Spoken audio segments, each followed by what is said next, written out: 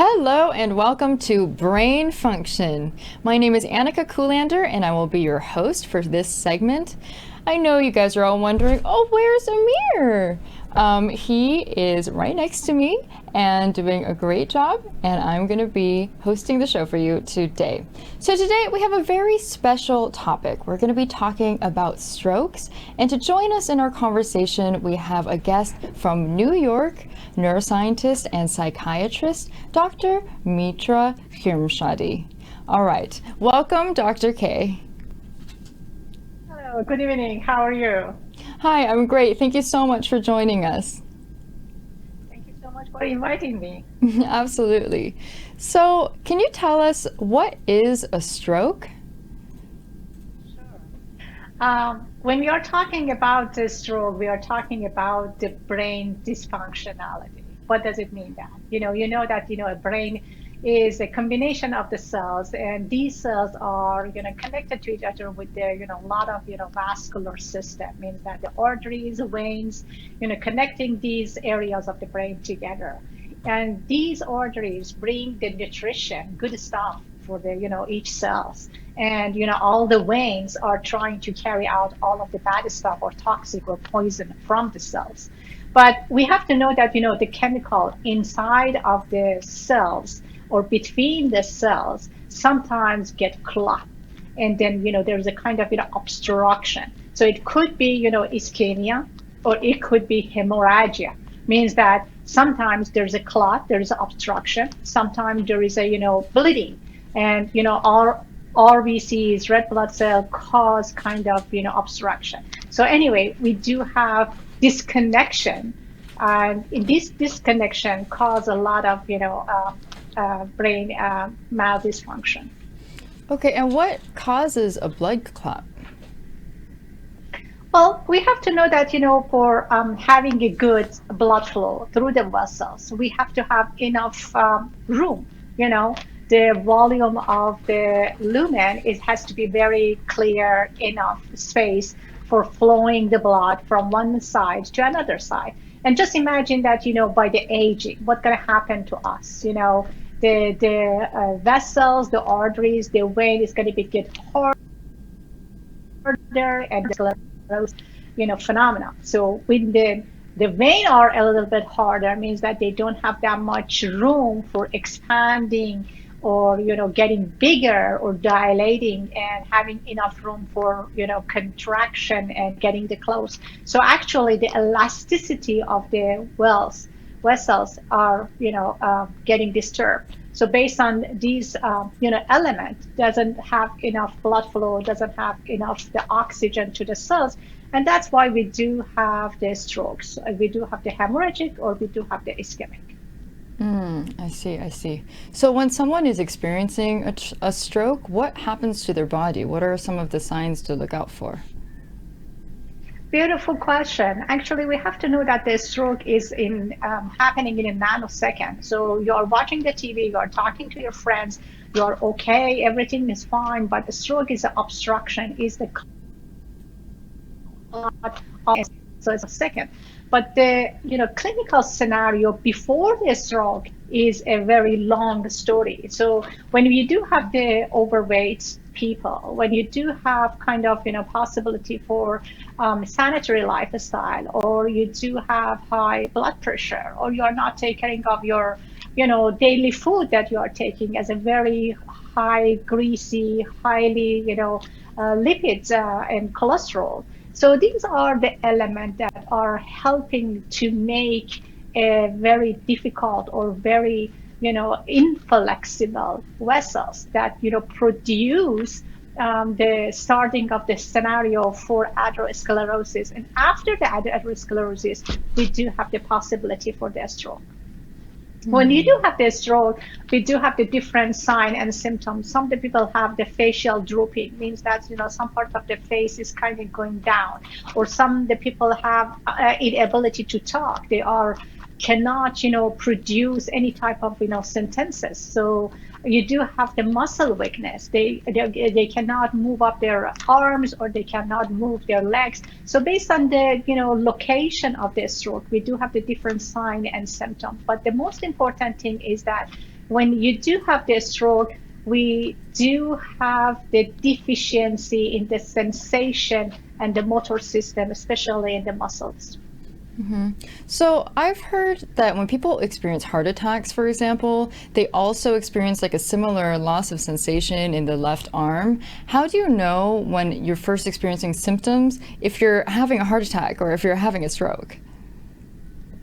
When you do have the chest pain, which is associated with the heart attack, the duration of the chest pain is a little bit longer. You do have 5-10 minutes pain, and then the pain, radiated to somewhere else. You do have the radiation of the pain to the jaw. You do have the radiation of the pain to your arms, or sometimes you do have it very vast in your chest area. But when you do have this stroke, it's going to happen in a nanoseconds. In a one nanosecond, you feel it that you are not able to move your arm, or you are not able to talk. So totally different clinical scenario between the heart attack and cerebrovascular disease, which is the stroke. I see. And is a stroke most common? I think we tend to think of a stroke as happening most commonly in the elderly. Do strokes happen in younger people as well, or what is the bell curve for that? Very, very beautiful, smart question, actually. Yes, the bell curve for the elderly is very big. So we don't have any doubt that, with the atherosclerotic process, we do have the stroke, especially in the population. And one of the reason for that is the using the drug. Usually the people using the cocaine, or they used a lot of alcohol, they do have the possibility for vasoconstriction, means that their vessel get constricted, get smaller in a nanosecond, and then there is a blood clot, or there is a deficiency in the blood flow, so make a type of stroke in people with the migraine headache. They do have the migraine headache, they do have the but in a nanosecond the vasoconstriction is too much, and they feel that some kind of the stroke is happening with them. Definitely. So I am wondering, for strokes, for example, you mentioned a little bit earlier some of the things that you could do to maybe prevent a stroke, something like healthy living habits and stuff like that. Could you elaborate more on what precautions people can take? Sure, definitely. We have to take care of our hearts. I mean, a good heart means that you do have a good brain. What does it mean that? If you do have a lifestyle with the exercise, if you do have a lifestyle with the good nutrition, low level of the fat or greasy food, or low level of the salty stuff, so it means that you do have a good heart, means that you are taking care of your vessels, or the organs in your heart. And there is a connection between your heart and your brain. The same way, when you do have the good lifestyle, you're decreasing your level of the cholesterol, you're decreasing your level of the blood pressure, you're decreasing the level of the stress that you do have the physical activity, daily movement. All this is going to help you to have a good heart and good brain. So that's why there is a beautiful connection between the heart and the brain. And actually, there was a many years ago when I was teaching to my student, I was saying that there is a bad triangle that we call it as a hypertension, which is the high blood pressure, and the other side is the diabetes, and then the third one is the stroke. But today we do have the red triangle, or it's just 4 squares. That a lot of stuff contributing to make a stroke. Do you think if somebody has lived most of their life with bad eating habits and eating lots of greasy food and being generally inactive, and all of a sudden they're getting older and they realize that, oh man, I really need to take care of my health, I don't want to have a stroke, do you think it's too late to start, if they all of a sudden were to change their life around and start implementing good habits and eating good food and stuff like that, do you think that would still help? Very clever question. Absolutely. Yes. Whenever you stop the bad process, it's going to reverse back little by little. So if you are a 50, 55 years old, you are overweight and your cholesterol is high and you never ever, be physically active, yes, please start it. From that, you get very beautiful, big changes. Definitely. Yes. Yeah, definitely. And probably if they implement some of these changes, their brains will change as well. Yeah, you mentioned the neuroplasticity. Neuroplasticity is a kind of branch of the neuroscience that we are trying to find out if you change your dynamic, if you change the environment, if you are changing the impulses that you're getting from the outside, you can change the inside. So whatever you do have as a bank information inside of the cells definitely will change with the all other stimulus from the outside. Definitely. Well, that's awesome that human beings are so malleable and adaptable, open to change. So I'm wondering if somebody has a stroke, how do you heal them? How do you fix that? Well, we have to know that, we have to do the prophylaxis. It means that we have to do the prevention, first of all. So based on, whatever I said, you have to better to choose the lifestyle, which is the healthy. And when, a stroke is happening, we have to bring down the blood pressure. The first thing that we have to monitor is the blood pressure. And then we have to ask them to take the aspirin, low dose, which is the 81 milligram daily, because there's a clot, and the clot is forming by the platelet, which is a kind of cells in the RBCs and WBCs and platelet. So we are trying to make this connection of the platelet by low dose the aspirin. So 81 milligram aspirin is going to be very, very helpful. And then sometimes we are giving them heparin, which is the clot breaker, means that we are destroying the clot by the heparin injection or heparin, oral for the patient. But the most important is that, neuroplasticity is really helping us. How? When we do have this stroke, means that some part of the brain is not working properly, dysfunctional. So basically, we are trying to change the environment, and change the environment means that we can change the wiring in the system. So using the neuroplasticity to bring the different level of the neurons with the different level of the functionality. So neuroplasticity is a big, window for us, with a big hope for us for changing the people's lives with this stroke. That's definitely true. So if somebody experiences a stroke and there's this brain dysfunction, after they recover, are there long-term complications to the brain? Absolutely. Yeah. So we have to be very patient with the people that they do the stroke, especially with the lupus. When you do have the lupus SLE, or you do have any hypercoagulation states, such as the pregnancy, such as the using the contraceptive pills for the ladies, young ladies. So we have to be very patient with the process of the healing. So they do have to do a lot of physical therapy. They have to do a lot of exercises to make the neurons stimulated by the external stimuli, makes that repairing the damaged neurons for the better function. Could you go a little bit in depth on an example of one of these exercises? Oh, sure. When you do have the stroke, you do have a kind of, semi-paralysis of your right arm or left arm. It doesn't matter which one.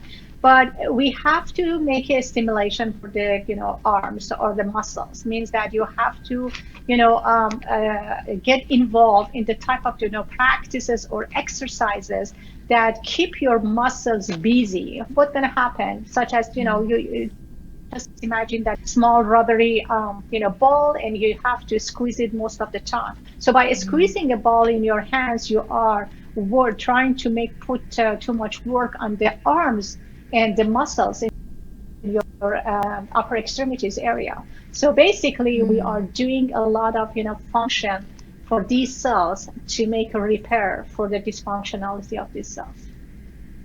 Oh, I see. So what you're saying is, when someone experiences a stroke, they may lose afterwards, they may lose some of their function of their arms or maybe speech, and then you have to go to therapy, physical therapy, to retrain your brain to relearn to have correct. some of these things. Yes. Wow, I didn't realize that it had complications. No, physical like therapy is the very, very important stage of the process of the healings. And another one is the neuroplasticity, which we usually use the music, because when you use the music, means that by listening to the music, both sides of your brain, left side and the right side, get stimulated, and these neurons will get stimulated. They can fire together and wire together to make a normal functioning of the neurons. I see. Are there supplements that you can take to help with neuroplasticity? Well, neuroplasticity is a very, very young, branch of the neuroscience, and we do have a lot of, imaging, working with the PET scan. We are working with a lot of, MRIs, and by all of these imaging, we are trying to find out what type of the, molecule or what type of the biochemical are getting involved with the neuroplasticity. Majority of the time, we are talking about the GABA, we are talking about the glutamate, we are talking about the serotonin. These are type of, neurotransmitters that get involved during the neuroplasticity, and by making some kind of supplement or drugs that working especially on these type of the neurotransmitter, we could be hopeful for the very soon that we have a very, very broad spectrum for the healing and improvement of the neurons. Definitely. So say that somebody has a stroke and they go through the physical therapy, they retrain their brain. Is it possible to make a full recovery? Yes, you can make a full recovery, but it's not going to happen very easily. It's not going to happen in a very short time. But we can make a full recovery. For majority of our patients, we make a 90-95%, or even to 97% most of the time. Recovery, get back to the to the daily life. But it doesn't mean that when we can make an improvement in daily life, you shouldn't change your lifestyle. So that's the way that we are encouraging the people, we are educating the people to change the lifestyle, to bring the lipid down, to bring the blood pressure down, to have the low level of the stress, to have the low level of the stroke. Yeah, it sounds like it's a lot easier to take these preventative measures than to have a stroke, definitely. Yeah. All right. Well, we're about out of time. Thank you so much for joining us today. That was some very, very helpful information. Is there anything else you would like to add for our viewers that might be wondering more about strokes? Yes, definitely. I just want to let them know that, when we are talking about this stroke, means that, diabetes is the subside. And, when you do have a diabetes, it's better to make it very serious, to take care of your blood sugar, because the diabetes is the first step. If you do have the diabetes, you do have the blood pressure, next step. And then after that, you're going to get this stroke. So basically, starting from not being overweight, not having the high level of the BMI, and then take care of your diabetes status. Definitely. Thank you so much. That's very helpful information. I learned a lot personally as well. I'm so glad. Thanks for having me. Yes, thank you for joining us.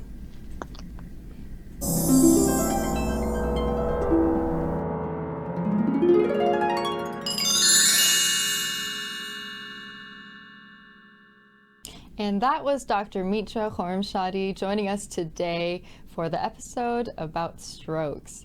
If you liked our episode, please share Togetherness Media with all of your friends. And if you want to sponsor one of our programs, please contact us or click the donate button at www.togethernessmedia.com. Thank you so much for watching. See you next time.